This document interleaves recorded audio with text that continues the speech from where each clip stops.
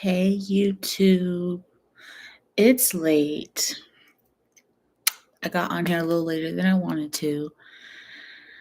And I don't know if anyone's going to get on live, but not my will, but his will. And I am going to keep this short because I am tired, whichever way you would like to pronounce it. This is an interesting space I'm in. And as I've been challenged, my apologies. My name is Raquel Ham, but that won't be for too long because God is doing a new thing and I'm getting all my promises. Okay, period. But yeah, I am a new YouTuber, as you can tell. And this is day 3 of going live every day for 30 days because God said so. And I'm getting a little bit more comfortable with this. And so we're just out here trying to figure out what God is doing. And it's really funny because as of late, since I went to the Millions Conference 2024, that prophetess Tiffany Montgomery hosted in Atlanta this past weekend for leap year weekend, I should say.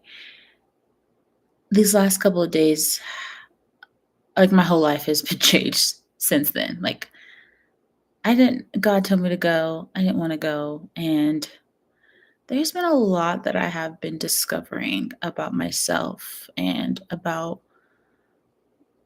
pride I had, repenting of that, of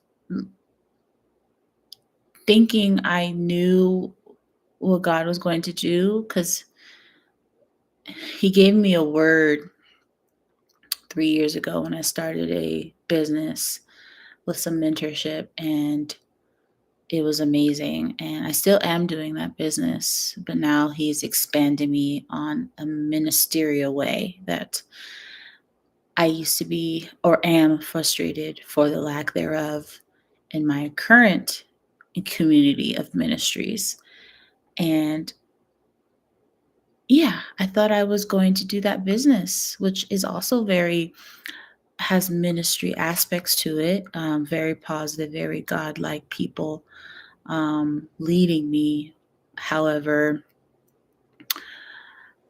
since I've been going through this past year of undoing, recognizing who I am in God, my calling in God, Him bringing me to a higher level, encountering my kingdom spouse, and that's a whole nother crazy story. And, just like trusting the Lord to have it come to pass because that's what He told me.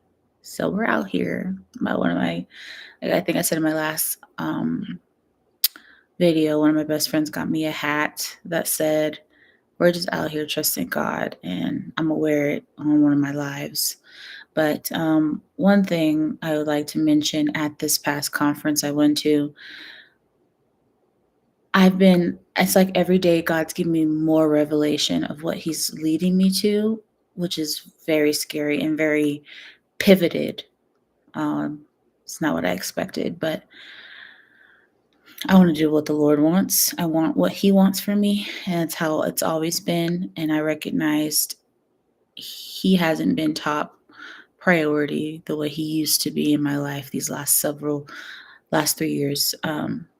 But He works all things for the good of those who love Him, Romans 8:28, which it was actually one of the verses I was going to be reading. But I want to share this. So I've been noticing lately that when I talk, I've been processing what I believe it's unfolding in my life the last 5 days it's been.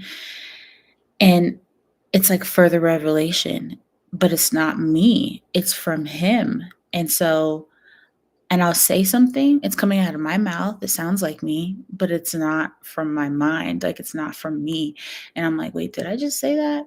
And So I went to this past conference. There was a separate ministry that she also runs called Covered by God, that God gifted her. And I went to that and I was in the front crying my heart out to God, just like, what are you doing? Just like, Lord, please speak, please come, please help me.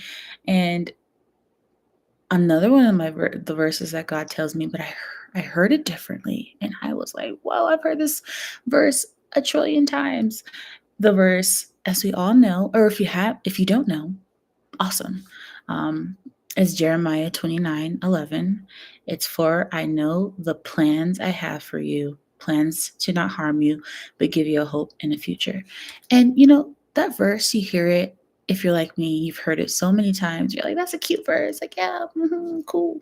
Um, but God is serious, and I thought I knew the plan. I was like, all right, I'm gonna do this business. They have amazing results. Like, I have great people who are helping me, very successful people, top in the world.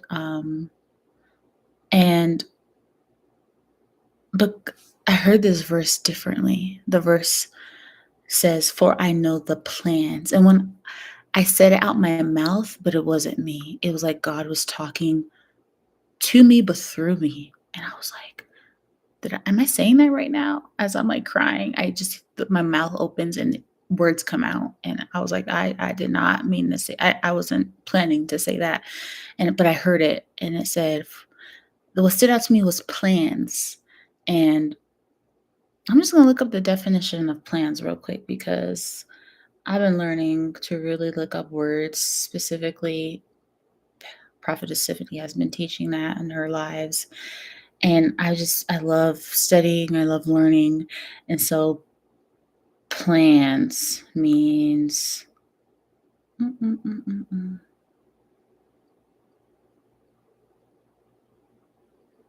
A detailed proposal for doing or achieving something. An intention or decision about what one is going to do. A detailed map or diagram. Let's see.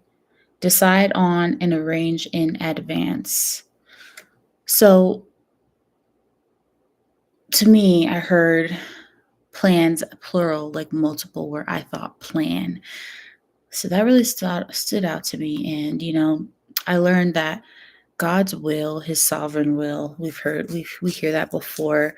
It was like, what's God's will for me? We're like, what is the will? And his will, and it's typically what is ordained, what God already like created, just like that definition, like in advance, because he does that for all those that he loves, right? All of us, he loves all of us. Um, but then there's also a permissive will, and I have my notes here, which is what God allows to happen, although he didn't plan it. For an example, I'm gonna get a little personal here because it was God told me to write it. I was sexually, mentally, verbally abused within the family, and as a result of that, obviously was evil, and it derived from my bloodline because there's just so much evil things, things that were passed on and probably goes back 500 years, who knows? And, God never intended that for me, but because whatever agreement that took place, whatever 500 years ago with my ancestors, whatever they did, whatever witchcraft, whatever, because that's true and a thing, and covenants, which is an agreement, a promise, and there can be an evil covenant and a good covenant. And the good covenant I want is with God, right? Um, but, anyways, God still chose me to be the one to break those chains in my family. And why he chose me, girl, I don't know. But he saw my heart. And there are other people like that here. And he is in the business of redemption. to ultimately bring the fulfillment of his sovereign will. So God has a sovereign will, he has his permissive will. And again, because he works all things together for the good of those who love him.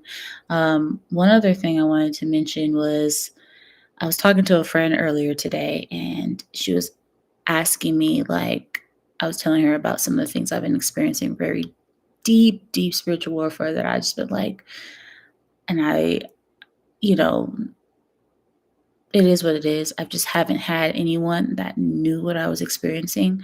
And as I have had shared it with people, they just look at me like I'm crazy. And I'm used to that. I'm used to being the black sheep. I'm used to being just the one that thought different. And now I'm in this level of acceleration, if you will.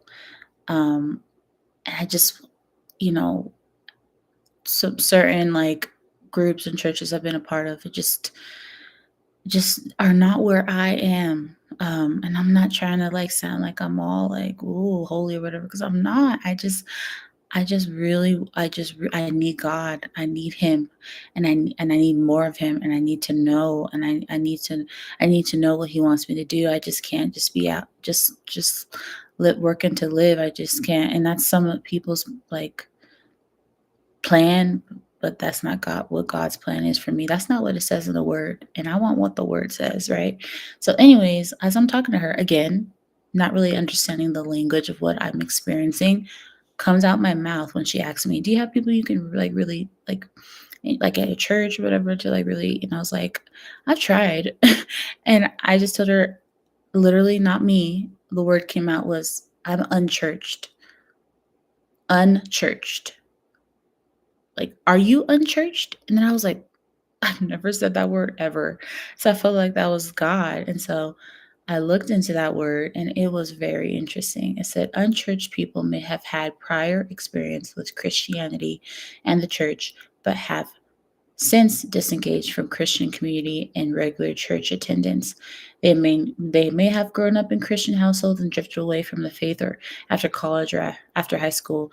Unchurched Christians tend to be progressive and independent minded. Now, for me, I've never left the faith. I've had my moments because we all fall short. But I've done.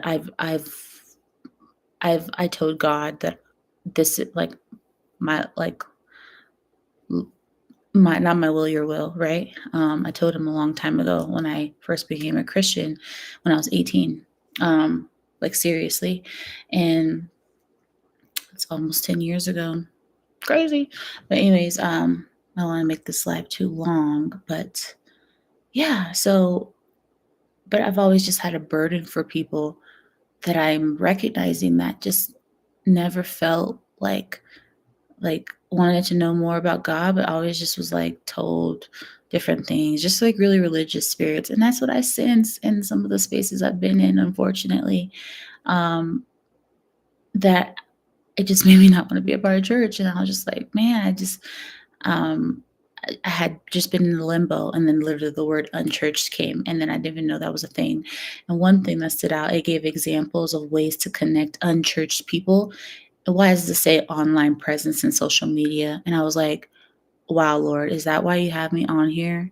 To create community, to find people who feel like how I feel, who think differently, who have not just a regular Christian life, but are fully tapping into the full capacity, the full potential that you've called each and every one of us.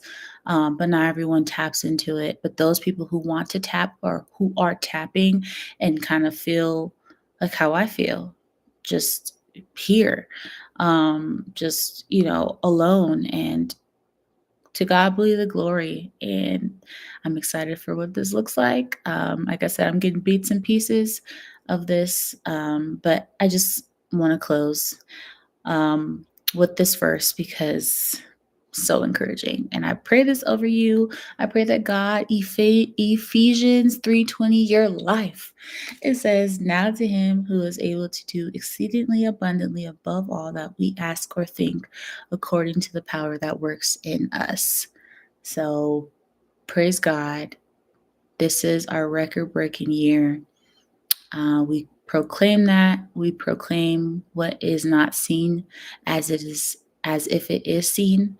And I pray a blessing over you guys. I'll see you guys tomorrow for day 4 of going live every day because God said so. So, anyways, God bless. Take care.